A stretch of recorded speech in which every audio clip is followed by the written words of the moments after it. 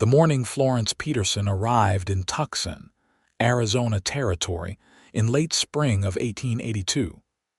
The sun was already brutal enough to make her question every decision that had led her west from Philadelphia. She stepped off the Southern Pacific Railroad with her 3 heavy cases of photographic equipment, her dark traveling dress already dusty from the journey, and her determination intact despite the oppressive heat.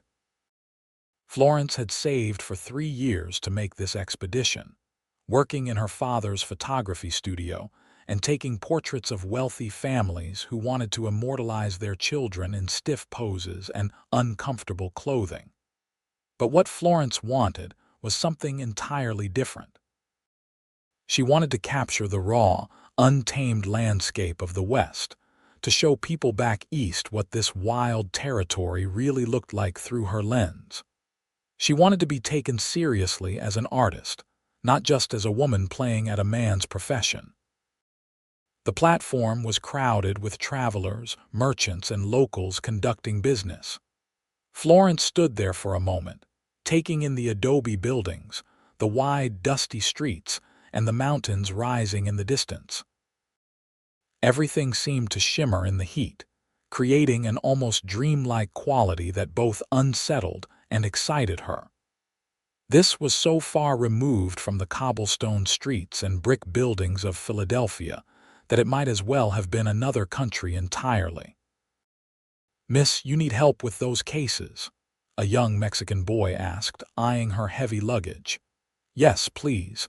Can you direct me to the Miller Hotel? I have a room reserved there." The boy nodded and grabbed 2 of her cases, leaving her to manage the third. As they made their way down the dusty Main Street, Florence observed everything with a photographer's eye. The quality of light here was extraordinary, harsh, but somehow clearer than anything she had seen back east. The shadows were deeper, the contrasts more dramatic. She could already envision the images she would create. The Miller Hotel was a modest 2-story building that looked far less impressive than the grand hotels of Philadelphia, but it was clean, and the proprietor, Mrs. Miller, was a stern-faced woman who seemed relieved to have a respectable female guest. After Florence paid the boy for his help and settled into her small room, she unpacked her most essential equipment and sat by the window, studying the street below and planning her first expedition. She needed to find a guide, someone who knew the territory and could take her to the most spectacular locations. Florence had enough money to sustain herself for 3 months if she was careful, and she intended to make every day count. Tomorrow, she would begin making inquiries. That evening, she took her dinner in the hotel's small dining room, ignoring the curious and sometimes disapproving stares from the other guests. A woman traveling alone was unusual enough, but a woman planning to venture into the wilderness with expensive equipment was practically scandalous. Florence had grown accustomed to such reactions. Her own mother had tried everything to dissuade her from this journey, insisting that she should focus on finding a suitable husband instead of chasing fantasies across the country. The next morning, Florence rose early and dressed in her most practical clothing, a simple brown skirt and white blouse, with sturdy boots and a wide-brimmed hat to protect her from the sun. She gathered her courage and walked to the general store, where Mrs. Miller had suggested she might find information about hiring a guide. The store was dim and crowded with goods of every description, from barrels of flour and sugar to saddles and ammunition. Behind the counter stood a heavy-set man with a thick mustache who introduced himself as Mr. Thornton. "I am looking to hire a guide," Florence explained. "Someone reliable who knows the territory well. I am a photographer and need to reach locations with particularly dramatic landscapes." Mr. Thornton scratched his chin thoughtfully. "Well now, that is an unusual request. Most folks hiring guides are looking to get somewhere specific, not just to take pictures. You are sure about this?" quite sure. There is a young fellow who might suit your purposes. Name is Frank Gardner. He is a ranch hand at the Double J Ranch about 5 miles outside of town, but he does guide work when he can get it. Knows this territory better than most, and he is honest, which counts for something. He comes into town most Saturday afternoons for supplies. Today is Thursday. Is there any way to get word to him sooner? Mr. Thornton considered this. I suppose I could send my nephew out with a message. Cost you $1. Florence agreed immediately, and Mr. Thornton wrote out a brief note explaining that a photographer wished to hire a guide for landscape work. Florence added that she was staying at the Miller Hotel and would pay fair wages for reliable service. For the next day and a half, Florence organized her equipment, purchased additional supplies, and practiced with her camera in and around Tucson. She photographed the San Xavier del Bac Mission, its white walls striking against the blue sky, and several street scenes that captured the unique character of the town. The technical challenges of working in such intense light forced her to adjust her usual methods, but she was pleased with the results. Saturday afternoon arrived, and Florence was in her room, cleaning her lenses, when Mrs. Miller knocked on her door. There is a gentleman downstairs asking for you. Says his name is Frank Gardner. Florence's heart jumped with a mixture of nervousness and excitement. She checked her appearance in the small mirror, tucked a stray strand of dark hair back into place, and went downstairs. The man standing in the hotel lobby made her stop mid-step. Frank Gardner was tall, probably in his mid-20s, with sun-bronzed skin and light brown hair that looked like it had been trimmed with a knife. He wore worn jeans, a faded blue shirt, and a leather vest, with a bandana tied loosely around his neck. His boots were scuffed and dusty, and a wide-brimmed hat hung down his back from a cord. But it was his face that caught her attention. Strong features, a straight nose, and striking green eyes that studied her with equal curiosity. He stood with the easy confidence of someone completely comfortable in his own skin, one hand resting on his belt near a holstered revolver. Miss Peterson. His voice was low and pleasant, with a slight drawl that marked him as someone who had spent significant time in the Southwest. Yes, Mr. Gardner, I presume? Frank is fine. I got your message about needing a guide for photography work. I have to admit, that is a first for me. Most people want to get from one place to another as quick as possible, not stop to take pictures along the way. Florence lifted her chin slightly, prepared for skepticism or dismissal. I am a professional photographer from Philadelphia. I came west specifically to document the landscape. I need someone who can take me to locations with dramatic terrain, unusual rock formations, canyon views, and desert vistas. I have a list of specific features I am hoping to find. Frank's expression remained neutral, but she thought she detected a hint of interest in his eyes. How long are you planning to be out in the field? I would like to make multiple trips over the next 2 to 3 months. Some might be day trips, others might require camping overnight or for several days. I can pay $3 a day plus expenses. That was a generous wage, and Frank's eyebrows rose slightly. That is fair compensation. I need to be straight with you, though. The territory can be dangerous.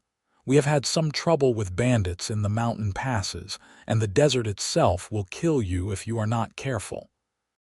Plus, a woman traveling with a man she is not related to, well, it raises questions.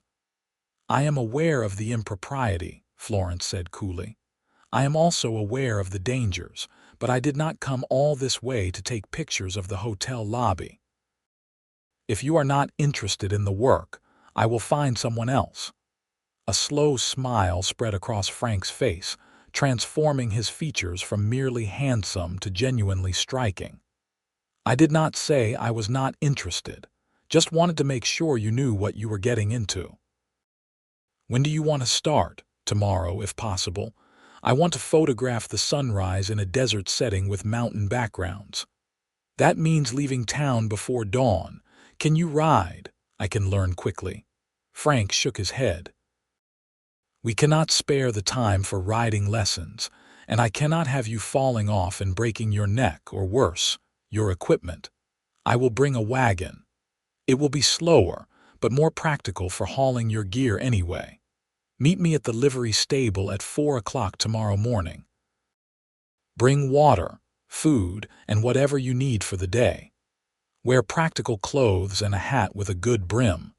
After Frank left, Florence spent the rest of the afternoon and evening preparing. She carefully packed her camera, several glass plates, chemicals, a portable developing tent, and all the other necessary equipment. The amount of gear required for photography was substantial, which is why Frank's suggestion of a wagon made practical sense, even if part of her had liked the romantic idea of riding a horse across the desert. That night, she barely slept, too excited and nervous about the coming day. When her small clock showed 3 in the morning, she rose, dressed, and gathered her things. The hotel was silent as she made her way downstairs and out into the dark street. The air was surprisingly cool, almost cold, and she was grateful for her jacket. The livery stable was easy to find, even in the darkness. Lantern lights spilled from the open doors, and she could hear the sounds of horses and the low murmur of voices. As she approached, Frank emerged leading a sturdy-looking horse hitched to a flatbed wagon. He had clearly been there for some time, preparing everything. "Morning," he greeted her. "You are punctual. I appreciate that. Let me help you load your gear."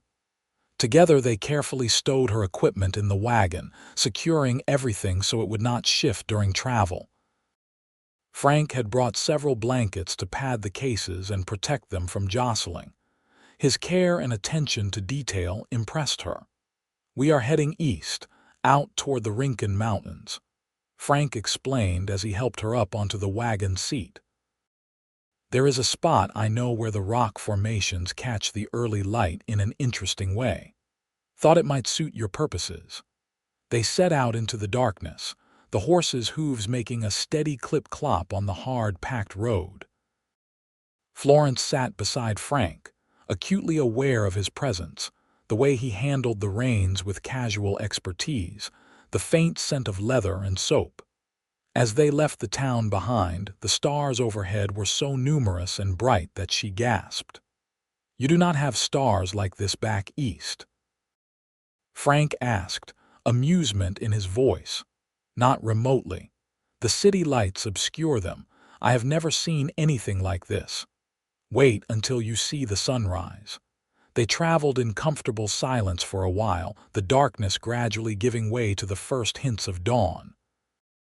The landscape began to emerge from the shadows, revealing endless desert dotted with saguaro cacti, their tall arms raised like silent sentinels.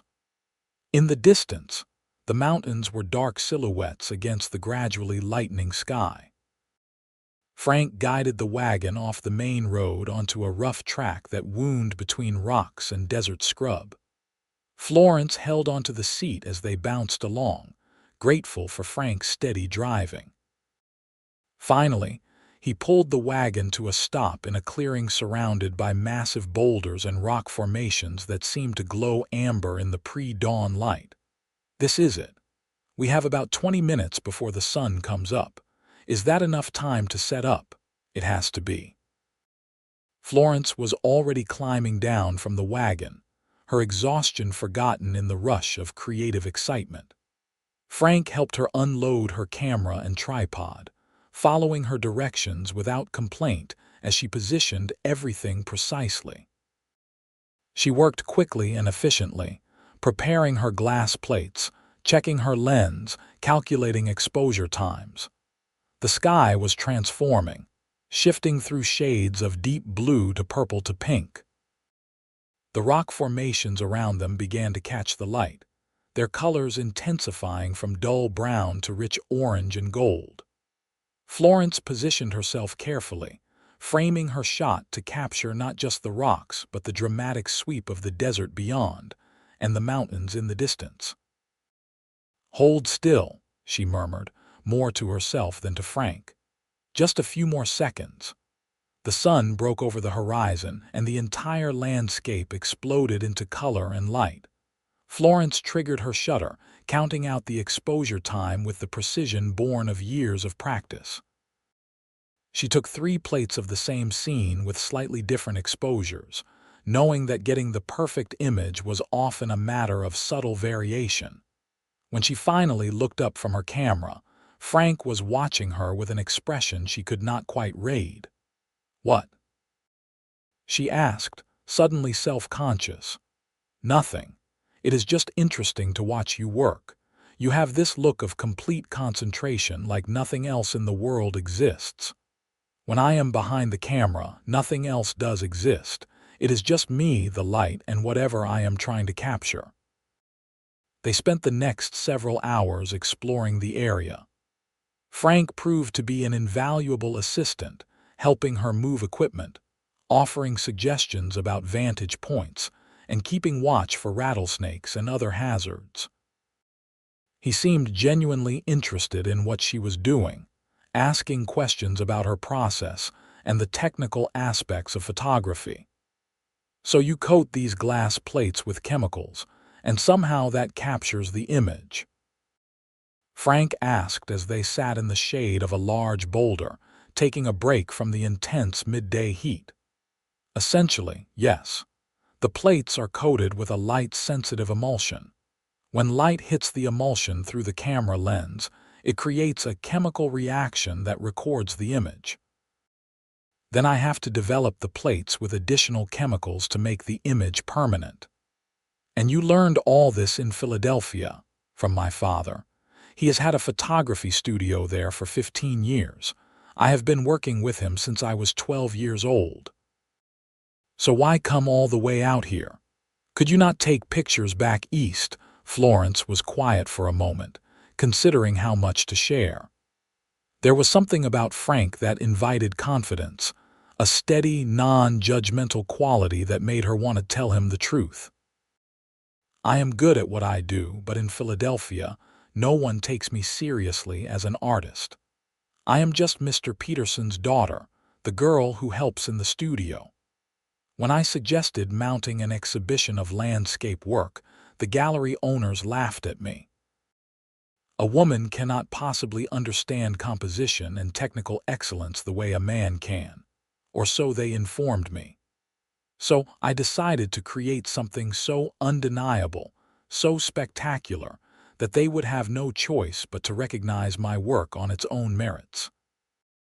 Frank was quiet for a long moment, then said, "That took courage, leaving everything you know to prove yourself out here. Or stubbornness. My mother says I am too stubborn for my own good.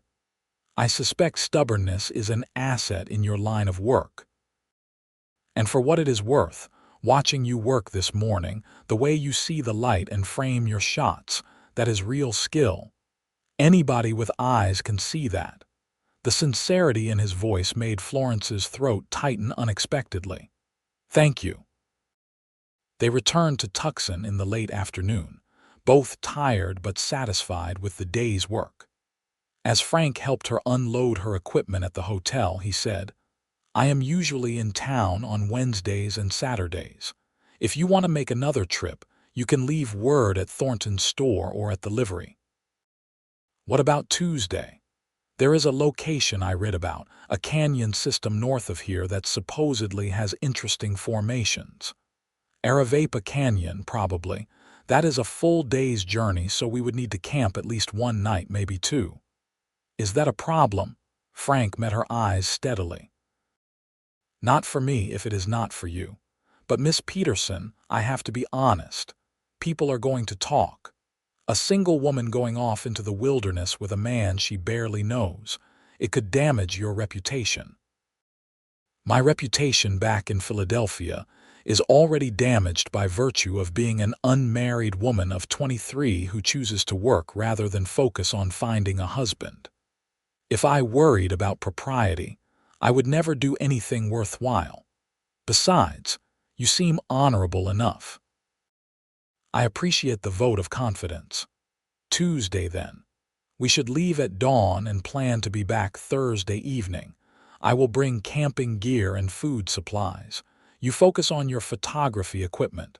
Over the next several weeks, Florence and Frank fell into a pattern. They made trips into the desert and mountains 2 or 3 times a week, sometimes as day excursions, sometimes as multi-day camping expeditions. Florence created what she knew was some of the best work of her career. The landscapes were even more spectacular than she had imagined, and Frank had an uncanny ability to find the perfect locations. But something else was happening too, something Florence had not anticipated. She found herself thinking about Frank even when they were not working together. The way he smiled when he was amused, the competent way he handled any situation that arose, his quiet intelligence that revealed itself in unexpected moments. He told her stories about growing up on a ranch in Texas, about losing his parents to fever when he was 16, about making his way west and learning to survive in harsh country. Florence shared things she had never told anyone, about her dreams for her work, her complicated relationship with her father who respected her skill but thought she was wasting her potential, her fears that she might fail and have to return home having proved nothing. "You will not fail," Frank said with quiet certainty one evening as they sat by their campfire under a sky full of stars. They were 3 days into a trip exploring the Santa Catalina Mountains, and Florence had captured images that made her hands shake with excitement when she developed them. "These photographs you are making, they are exceptional. I do not have an artistic eye like you do, but even I can see that what you are doing is special." "You have more of an artistic eye than you give yourself credit for," Florence countered. "Half the locations we have visited were your suggestions, and they have been perfect. I just know the territory. You are the one who sees how to capture it in a way that makes people really look at it, really see it." The firelight played across his features, highlighting the strong line of his jaw, the way his hair fell across his forehead. Florence realized with a start that she wanted to photograph him. Not just the landscape, but this man who had become such an important part of her journey. "Would you let me photograph you?" she asked impulsively. Frank looked startled. "Me? Why would you want to do that?" "Because you are as much a part of this landscape as the rocks and the desert. You belong here in a way I never will. I want to capture that." He was clearly uncomfortable with the idea, but after some persuasion, he agreed. The next morning, Florence set up her camera and positioned Frank in a clearing with the mountains rising behind him. She had him remove his hat so she could see his face clearly, and she directed him to look slightly off to the side, toward the distant peaks. When she developed the plate later, she knew immediately that it was something special. She had captured not just Frank's physical appearance but something essential about him, his strength, his quiet confidence, his connection to this wild country. It was one of the best portraits she had ever created. But looking at the image also forced Florence to acknowledge what she had been trying to ignore for weeks. She was falling in love with Frank Gardner. The realization terrified her. She had not come west looking for romance. Her entire plan was to create her portfolio, return to Philadelphia, and establish herself as a serious photographer. Love, particularly love with a cowboy who lived thousands of miles from her home, was not part of that plan. She tried to maintain her professional distance on their next few trips, but it was impossible. Every time Frank smiled at her, every time he offered his hand to help her over rough terrain, Every time they sat together in companionable silence watching the sunset, she fell a little deeper. And she was beginning to suspect that Frank felt the same way. She caught him watching her sometimes when he thought she was focused on her work, and there was something in his expression that made her heart race. The situation came to a head during a trip to photograph a particularly remote canyon. They had been traveling for 2 days, and the weather had turned threatening. Dark clouds piled up over the mountains, and the air felt heavy and electric. "We should probably turn back," Frank said, eyeing the sky with concern. "Storms out here can be dangerous, especially flash floods in the canyons." "But we are so close," Florence protested. "Just a few more hours and we will be at the location I have been wanting to photograph." Frank hesitated, clearly torn between caution and his desire to help her achieve her goals. "All right, but if the storm gets any worse, we turn back immediately. No arguments." They pushed on, and Florence got her shots, working frantically as the storm clouds grew more ominous. She was just packing up her equipment when the first drops of rain began to fall. Within minutes, it became a downpour. "We need to find shelter now," Frank shouted over the sound of the rain. He quickly unhitched the horse and led them all toward an overhanging rock formation that offered some protection from the worst of the deluge. They huddled under the overhang, both soaked to the skin, watching as the rain created temporary waterfalls off the rocks around them. Florence was shivering, though whether from cold or the adrenaline of the situation, she was not sure. "Here," Frank said, shrugging off his jacket and draping it around her shoulders despite being wet himself. Then he put his arm around her, pulling her close to share body heat. Florence knew she should pull away, maintain proper boundaries, but she could not make herself do it. Instead, she leaned into his warmth, feeling his heart beating steadily against her shoulder. "Florence," Frank said quietly, and something in the way he said her name made her look up at him. His green eyes were intense, searching her face. "I need to tell you something, but I am afraid it will make things complicated between us." Her own heart was hammering now. "What is it?" "I think I am falling in love with you. Actually, I know I am. I have been fighting it because I figured you would finish your work and go back east, and I am just a cowboy with nothing much to offer. But sitting here, thinking about how much I would have regretted it if something had happened to you, if I had never told you how I feel, I just could not keep it to myself any longer." Florence felt tears mixing with the rain on her face. "Frank, I am falling in love with you too. I have been trying not to because it does not fit with my plans, but I cannot help it. When I am with you, I feel more myself than I ever have before. You do not try to diminish me or make me fit into some narrow idea of what I should be. You just accept me as I am. You are extraordinary exactly as you are. The thought of you leaving, of never seeing you again after you finish your work here, it tears me apart." "Then what do we do?" Frank cupped her face gently in his hands. "I do not know. But right now, with your permission, I would very much like to kiss you." "Yes," Florence whispered. His kiss was gentle at first, tentative, as if he was afraid she might change her mind. But Florence responded, wrapping her arms around his neck and kissing him back with all the emotion she had been holding inside. The storm raged around them, but in that moment, sheltered by the rocks with Frank's arms around her, Florence felt completely safe and absolutely certain that her life had just changed in a fundamental way. When they finally broke apart, both breathing hard, Frank rested his forehead against hers. "Well, that complicates things." Despite everything, Florence laughed. "That might be an understatement."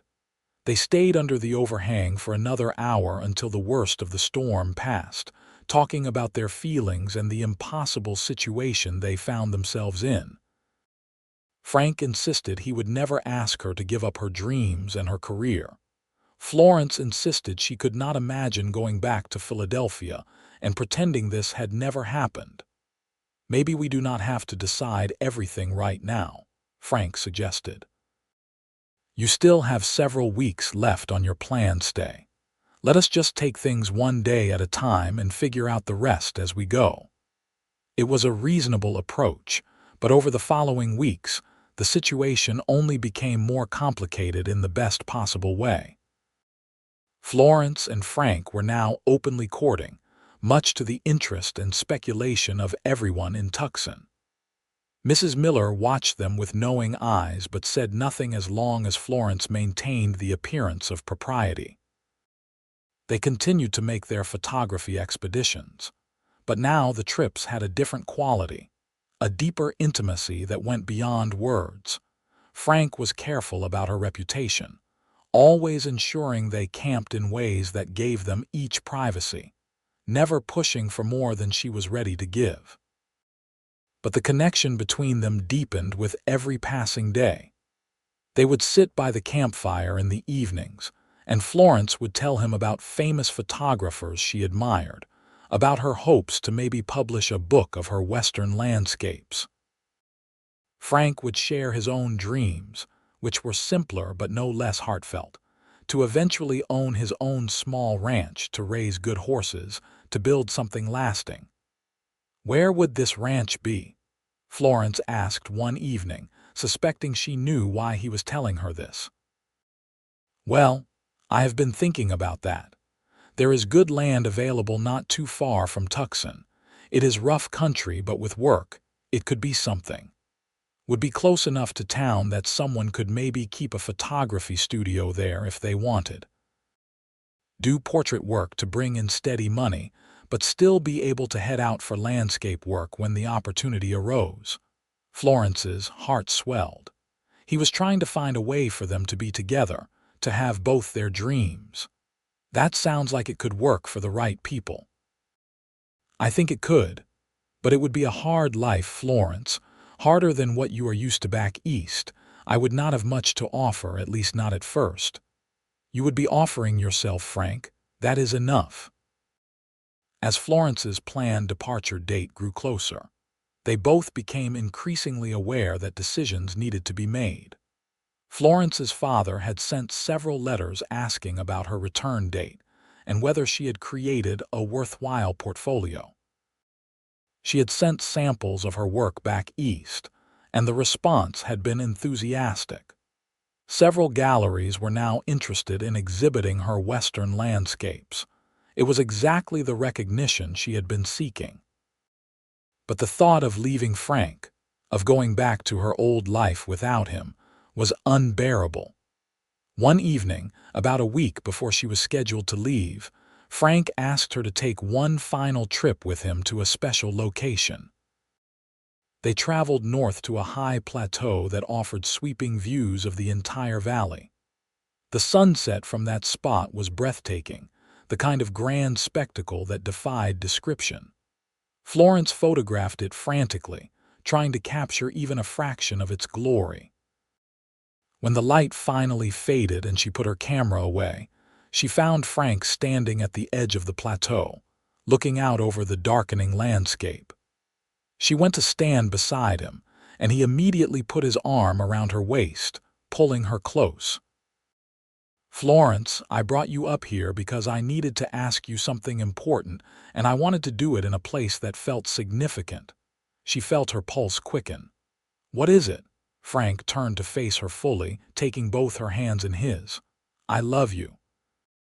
I love your passion, your talent, your determination, your courage. I love the way you see beauty in everything, the way you light up when you capture the perfect image. I love talking with you, working with you, just being with you.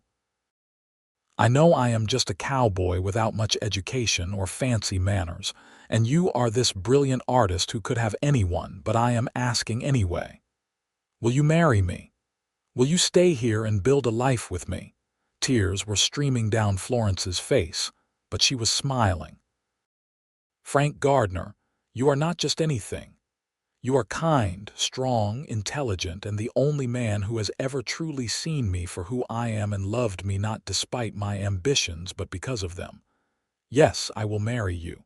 1,000 times yes."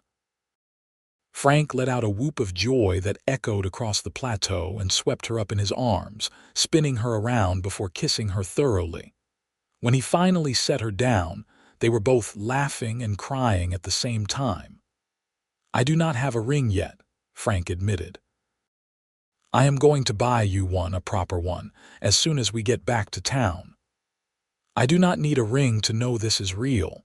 But Frank, I do need to go back to Philadelphia, at least for a little while. I have to close up my affairs there, talk to my father, arrange for my equipment and belongings to be shipped out here. Will you wait for me? I will wait as long as it takes, but you have to promise me you will come back. I promise. This is my home now. You are my home." They made plans as they traveled back to Tucson. Florence would return east, but only for as long as necessary to settle her affairs. Frank would start making arrangements to purchase land for their ranch and would begin building a small house. They would marry as soon as she returned, and then they would build their life together. The next few days were a whirlwind of activity. Florence sent a telegram to her father informing him of her engagement and her plans to return to Arizona Territory permanently. His response was less than enthusiastic, but he did not forbid it. At 23, Florence did not need his permission, but she had hoped for his blessing. Frank took her to meet the owner of the Double J Ranch, Mr. Johnson, who had employed him for the past 2 years. To Florence's surprise, Mr. Johnson was enthusiastic about Frank's plan to start his own ranch. "Frank is one of the best men I have ever had working for me," Mr. Johnson told Florence. "Honest, hardworking, good with horses and cattle. If he is settling down in this area, that is good news for all of us. We need more solid people like him." Mr. Johnson even offered to sell Frank several horses at a reasonable price to help him start his herd, and he promised to send business his way once the ranch was established. True to his word, Frank bought Florence a ring, a simple gold band with a small but beautiful turquoise stone. The jeweler said the turquoise came from a mine right here in Arizona Territory, Frank explained as he slipped it onto her finger. "I thought that was fitting, since this is where we found each other." Florence loved it more than any elaborate diamond ring could have meant. It was uniquely theirs, a symbol of this place and their love. The day came for Florence to depart on the eastbound train. Frank accompanied her to the station, carrying her luggage, both of them trying to be brave about the separation they knew was coming. "I will write you every week," Florence promised as they stood on the platform, holding hands and ignoring the curious looks of other travelers. "And I will be back as soon as I possibly can. 2 months at the most. I will write you too, though I should warn you my letters will not be nearly as eloquent as yours, and I will be right here waiting when your train pulls in." The conductor called for boarding and Florence felt panic rising in her chest. Now that the moment was here, leaving felt impossible. "Frank, what if something happens? What if you change your mind while I am gone?" He pulled her close, not caring who saw, and kissed her forehead.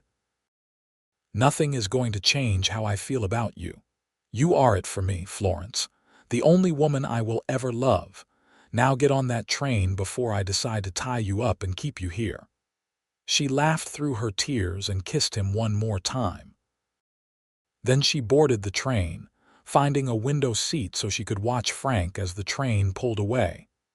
He stood on the platform, hat in hand, until she could no longer see him. The journey back to Philadelphia felt endless. Florence spent the time developing her photographs, writing to Frank, and preparing herself for the conversations she would need to have with her family.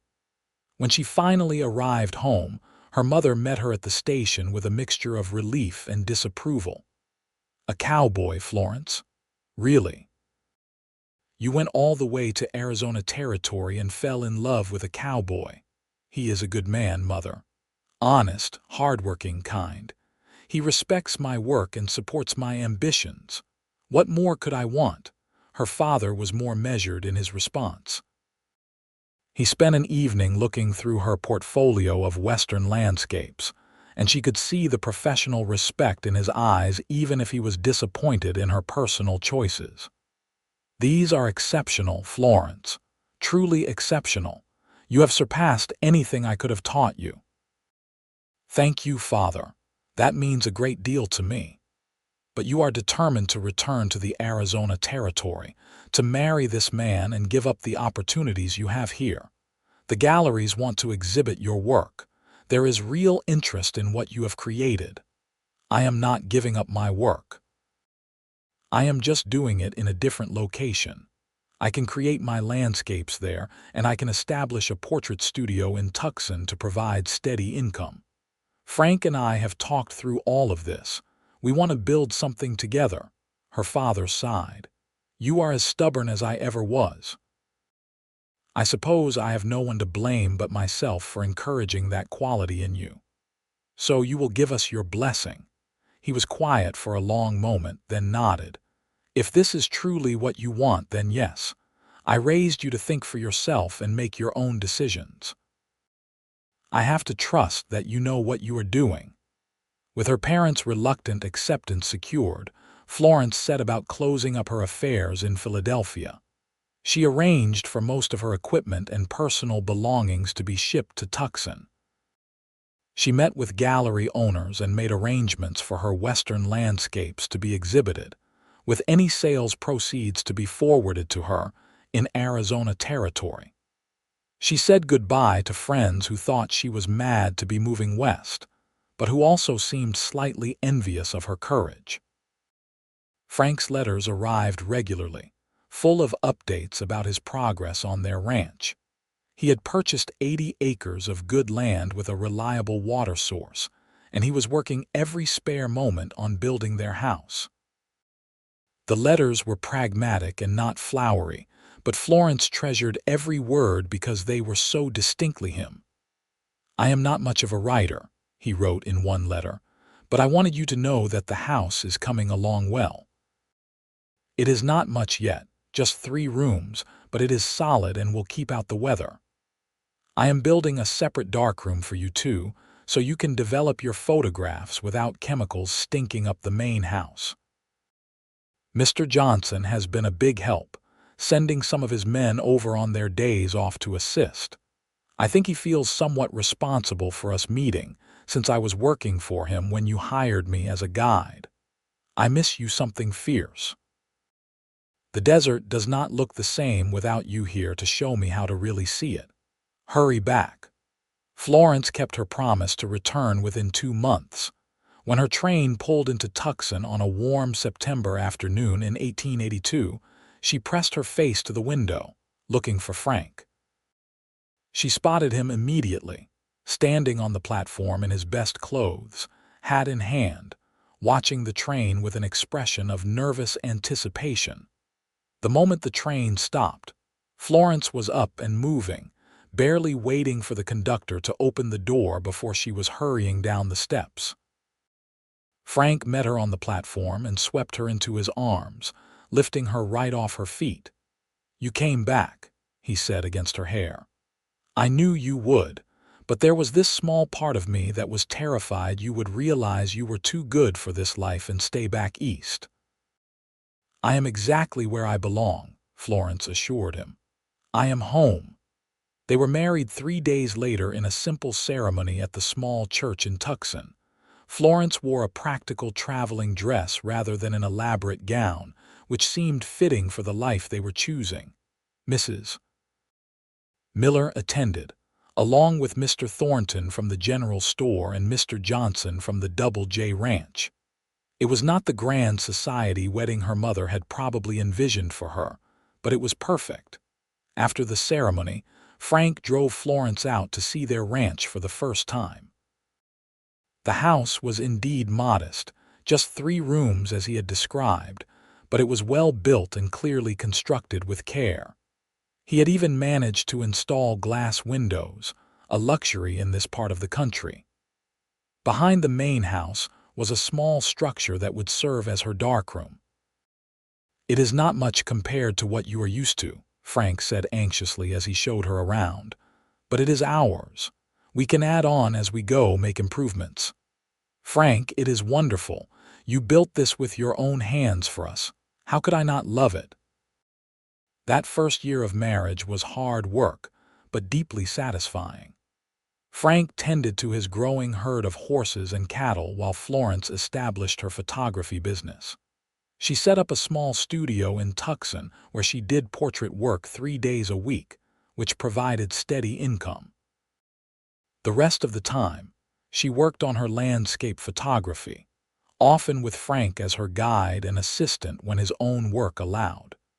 The first exhibition of her Western landscapes opened in a Philadelphia gallery in early 1883, and it was a resounding success. Critics praised the unique perspective and technical excellence of her work. Florence Peterson Gardner, as she now signed her photographs, was suddenly in demand. But she conducted her business from Tucson, shipping prints back east and establishing her reputation as the photographer who truly understood the Western landscape. Money was often tight in those early years, but they had each other and their shared dreams. Frank proved to be as supportive as he had promised, never once suggesting that Florence should give up her work to focus solely on domestic duties. He helped her in the darkroom, learned to handle her precious equipment carefully, and always made time to take her out to locations when she wanted to photograph. By their second anniversary, the ranch was thriving. Frank's reputation as a horse breeder was growing, and they were able to add 2 more rooms to the house and hire occasional help with the ranch work. Florence's photography business was equally successful. She had published her first book of Western landscapes, and galleries from San Francisco to New York were displaying her work. "You ever regret it?" Frank asked one evening as they sat on the porch of their house, watching the sunset paint the mountains in shades of gold and purple. "Giving up the life you could have had back east," Florence leaned against him, completely content. "Never, not once.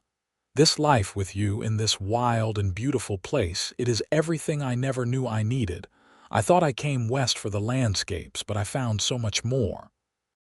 "The cowboy in your frame," Frank teased, referring to that first portrait she had taken of him, which hung in a place of honor in their home.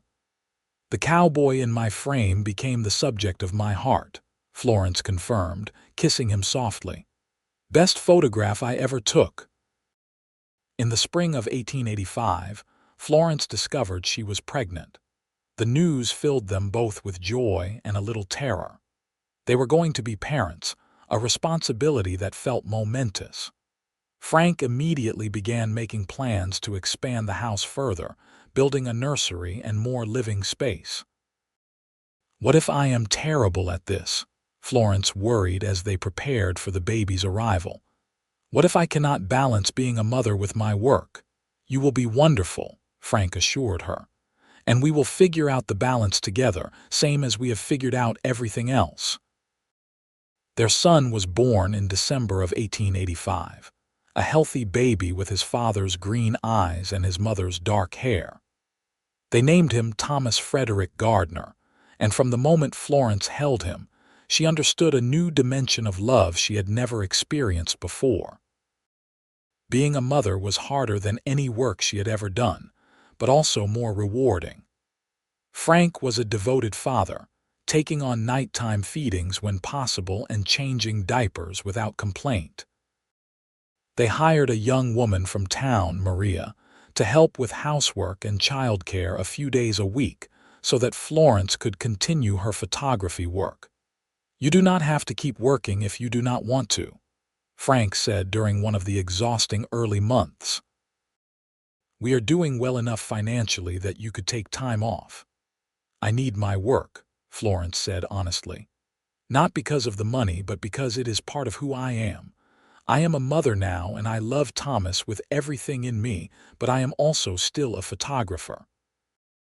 I need both parts of my life to feel complete. Then we will make it work, whatever you need. And they did. As Thomas grew from infant to toddler, Florence found new rhythms that allowed her to be both mother and artist. She took fewer landscape trips, but they meant even more when she did. Sometimes Frank and Thomas came along, turning the expeditions into family adventures.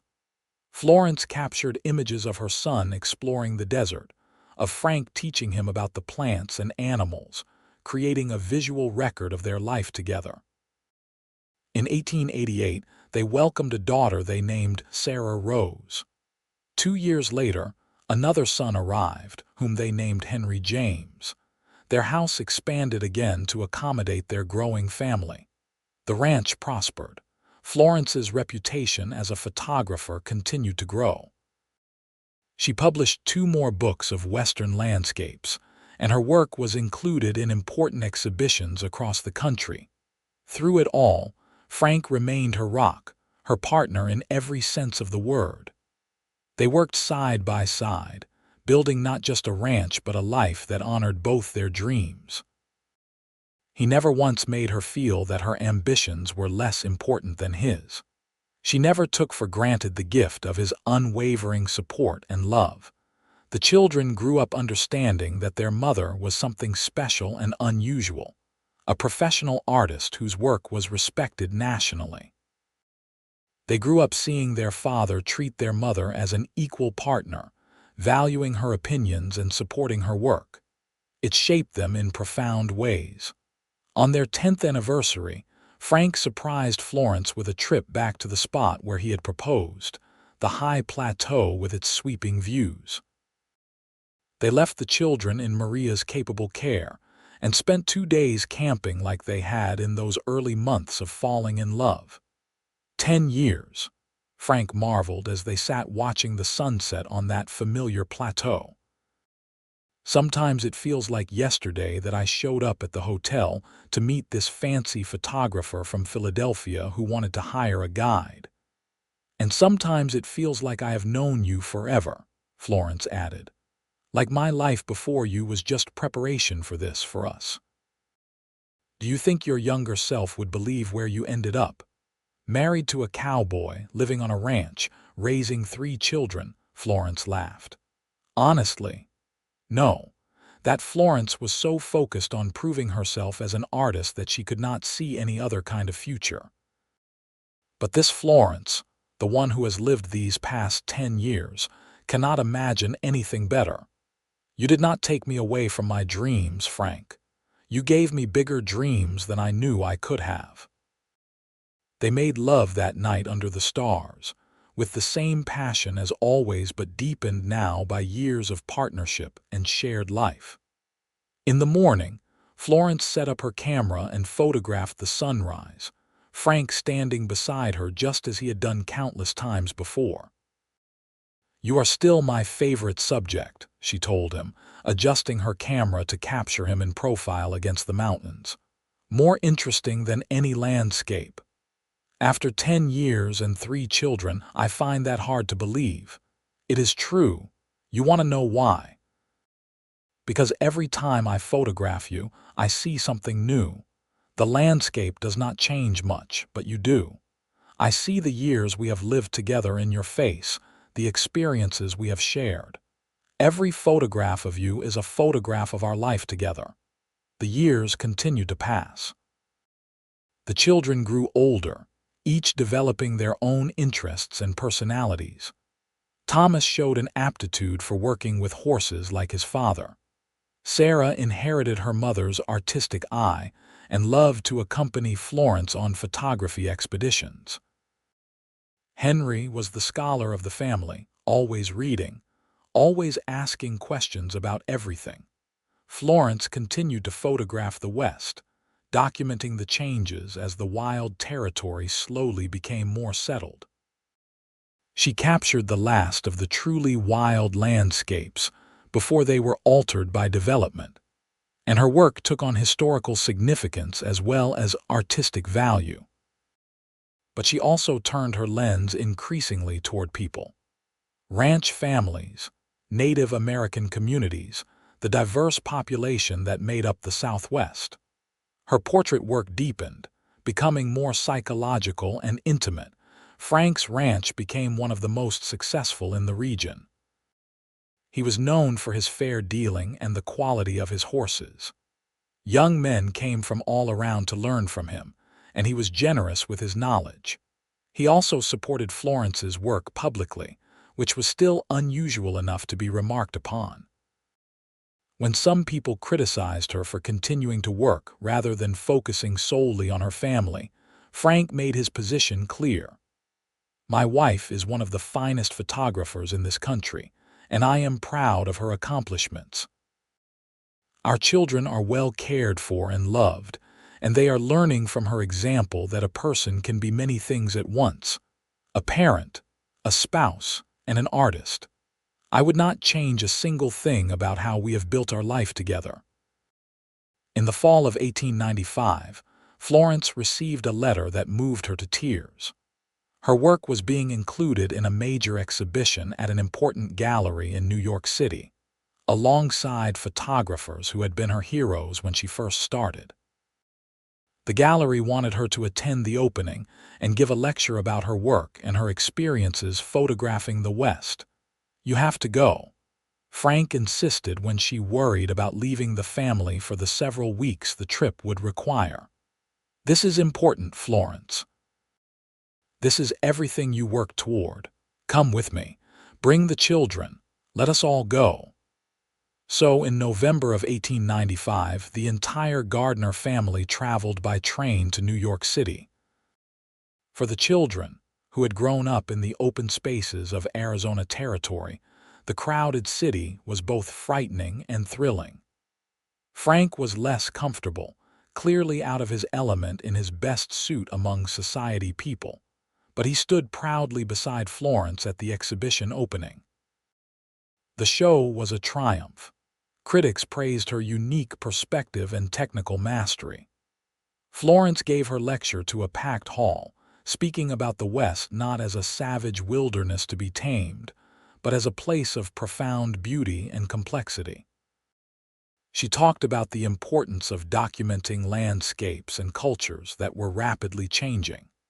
She also spoke honestly about being a woman in a male-dominated profession, and how her husband had been instrumental in making her career possible. After the lecture, several young women approached her, asking how they could pursue similar careers. Florence gave them the same advice Frank had given her years ago: trust their own vision, work harder than anyone expects, and never apologize for their ambitions. When they returned to Arizona Territory, Florence was energized by the success, but also deeply grateful to be home. The ranch, the desert, the mountains, these were her places now. She belonged here in a way she never had in Philadelphia. The turn of the century brought changes. Arizona Territory was slowly moving toward statehood. The wild frontier of Florence's early years was becoming something more settled, though still retaining much of its distinctive character. Florence documented these transitions through her photography, creating a visual record of a transforming region. Frank and Florence settled into the comfortable rhythms of a long marriage. They still made each other laugh. They still had disagreements, usually about practical matters like whether to expand the ranch further or invest in new equipment for Florence's studio.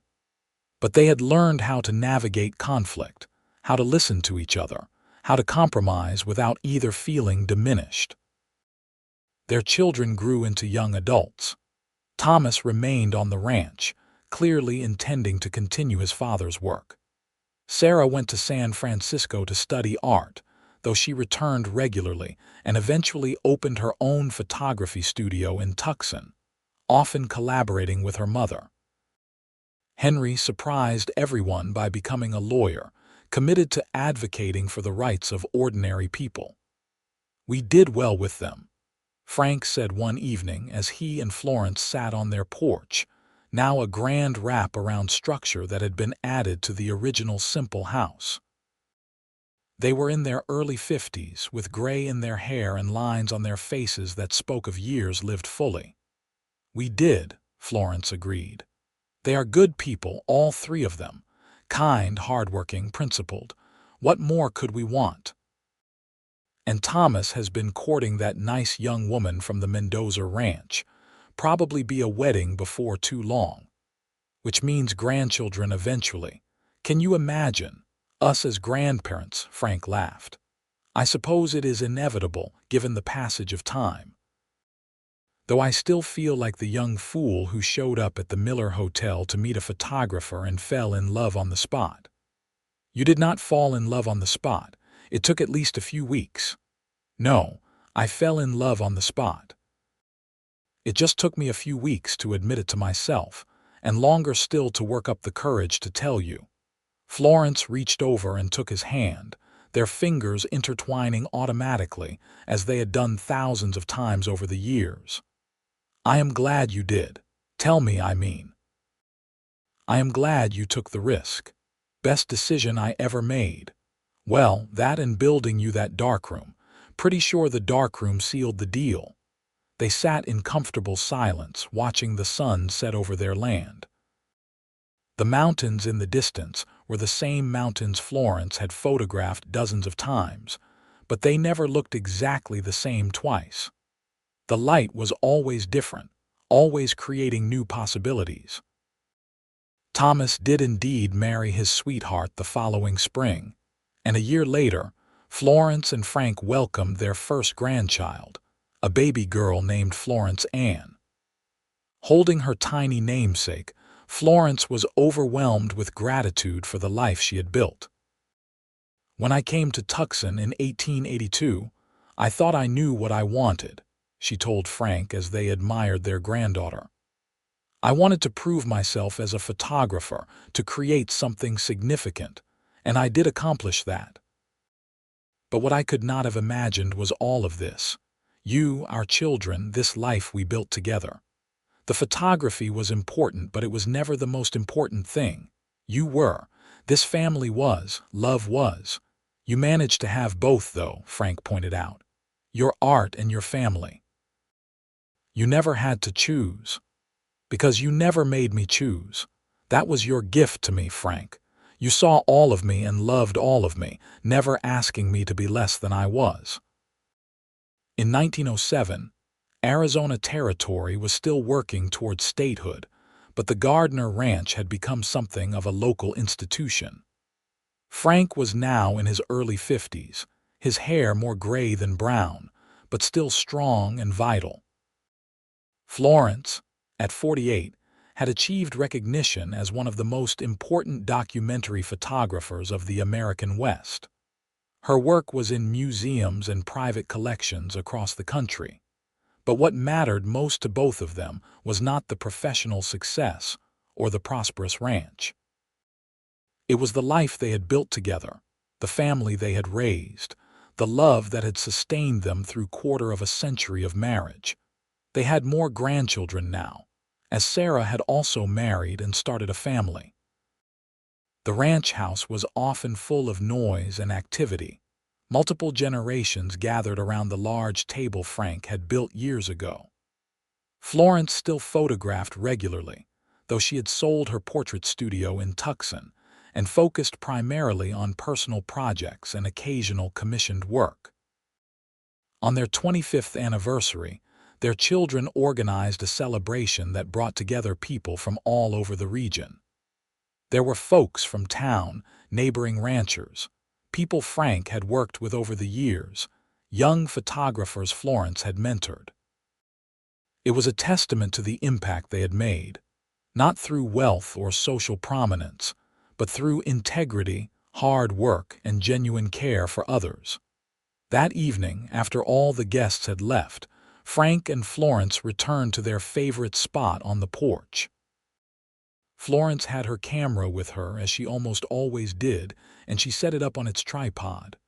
"What are you photographing at this hour?" Frank asked. It is almost dark. Us, Florence said simply. I want a photograph of us together here now. I have taken thousands of photographs over the years, but I do not have nearly enough of us together. She set up the shot carefully, framing it so the house was visible behind them, a tangible symbol of everything they had built. Then she set a long exposure time and hurried to sit beside Frank on the porch bench. He put his arm around her, and they sat very still for the seconds required for the image to be captured. When Florence developed the plate later, she knew immediately it was special. You could see their whole life together in that single image. The house they had built, the comfortable way they leaned into each other, the contentment in their faces. It was not a portrait of youth or conventional beauty. It was a portrait of love that had deepened and matured over decades, of a partnership that had weathered all the challenges life could throw at it and emerged stronger. The years continued their steady march. Frank and Florence aged together, their bodies showing the wear of hard work and time, but their connection as strong as ever. They became the elders of their family, the ones everyone came to for advice and stories about the old days. Florence published one more book in 1910, a retrospective of her life's work titled Through Western Eyes, 25 Years of Photography in Arizona Territory. The book was both a critical and commercial success, cementing her legacy. But the dedication was simple. For Frank, who saw me first. When Arizona finally achieved statehood in 1912, Frank and Florence attended the celebrations in Tucson, proud to have been part of the territory's transformation from wild frontier to the 48th state. They had witnessed and documented so much change, but they had also maintained something constant, their love for each other, and for this place they called home. In the spring of 1915, Florence turned 56 and Frank turned 60. They were slowing down now, spending more time on the porch and less time on the physical labor that had occupied so much of their earlier years. Thomas ran the ranch now, with his own children learning the work just as he had learned it from his father. But Florence still photographed, though her subjects had narrowed to what was closest to her, her family, the ranch, the immediate landscape. She no longer felt the need to prove anything. The work she did now was purely for the joy of it, for the meditative practice of looking through the lens and capturing moments that mattered to her. One evening, as they sat watching yet another sunset, Frank said thoughtfully, "You know, I have been thinking about that first day we met. Do you remember how you looked, standing in that hotel lobby with your chin up, daring me to dismiss you because you were a woman? I remember being terrified you would say no, that I would not be able to find anyone to guide me," Florence admitted. "Everything depended on that moment. I am glad I said yes, though I think even then some part of me knew you were going to change my life. We changed each other's lives. That is what love does, I think. It transforms both people into something neither could have been alone." As the sun dipped below the horizon, painting the sky in impossible shades of orange and pink and purple, Florence did not reach for her camera. She simply sat beside her husband, their hands clasped together, and watched the beauty unfold. She had spent decades trying to capture the perfect image, the perfect light, the perfect moment. But she had learned that some things were better experienced than photographed, better felt than documented. This moment, this quiet contentment with the man she loved, was one of those things. The Gardner Ranch continued to thrive into the next decades, passed down through the family that Frank and Florence had created together. The photographs Florence had taken became increasingly valuable, not just as art, but as historical documents of a vanished time. Museums sought them out. Scholars studied them. Young photographers looked to her work for inspiration. But for Frank and Florence, their legacy was not measured in exhibitions or publications, or even in the successful ranch. It was measured in the family gathered around the table at holidays, in the grandchildren who listened wide-eyed to stories of the old days, in the example they had set of a marriage built on mutual respect and genuine partnership. They lived to see their children settled and successful, to know multiple grandchildren and even a few great-grandchildren. They lived to see Arizona grow and change in ways they never could have imagined in 1882. They lived to see women gain the right to vote, something Florence celebrated with quiet satisfaction. And through it all, through every challenge and triumph, every joy and sorrow, they faced it together. Frank never lost his appreciation for Florence's talent and drive. Florence never took for granted Frank's steady strength and unwavering support. They remained, until the end, each other's greatest adventure. Frank passed away peacefully in 1932, at the age of 77, with Florence holding his hand and his family surrounding him. His last words were to her, "It was a good life, wasn't it? Better than I ever dreamed." "The best life," Florence assured him through her tears. "Thank you for sharing it with me." Florence lived another 8 years, and while she missed Frank every single day, she did not waste the time she had left. She organized her life's work, working with her daughter Sarah to catalog and preserve her photographs. She wrote detailed notes about when and where each image was taken, the technical details, and the stories behind them. She wanted future generations to understand not just the images, but the context in which they were created. She spent time with her family, delighting in her grandchildren and great-grandchildren, telling them stories about their grandfather and about the early days of the Arizona Territory. She worked in her garden, took short walks around the ranch, and on clear days, she still sometimes set up her camera to photograph the view that had captivated her over half a century ago. Florence Peterson Gardner passed away in the summer of 1940, at the age of 81. She died in the house Frank had built for them, surrounded by photographs documenting a life fully lived and a love that had endured through everything. Her funeral was attended by hundreds of people, and the newspapers wrote long articles about her contributions to both photography and to the history of Arizona. But perhaps the truest measure of her life was in the words of her children and grandchildren, who spoke of a woman who had shown them it was possible to be many things at once: an artist and a wife, a professional and a mother, ambitious and loving. She had never compromised her dreams, but she had also never sacrificed the people she loved for those dreams. She had found a way to have both, and in doing so, had created a legacy that went far beyond her photographs. Years later, when a retrospective of Florence's work traveled to galleries across the country, one photograph drew particular attention. It was not one of her famous landscape images or her powerful portraits of Western characters. It was the simple photograph she had taken on her 25th anniversary. Frank and Florence sitting on their porch, the house they had built visible behind them, looking utterly content and completely in love. Critics noted the technical skill in capturing the fading light, the composition that told a story of home and commitment. But what resonated most with viewers was something less tangible: the obvious, unshakable connection between the two people in the frame. It was a photograph that proved Florence's greatest subject was not the Western landscape at all, though she had captured it brilliantly. Her greatest subject had been love itself in all its forms: romantic love, familial love, love of place, love of work.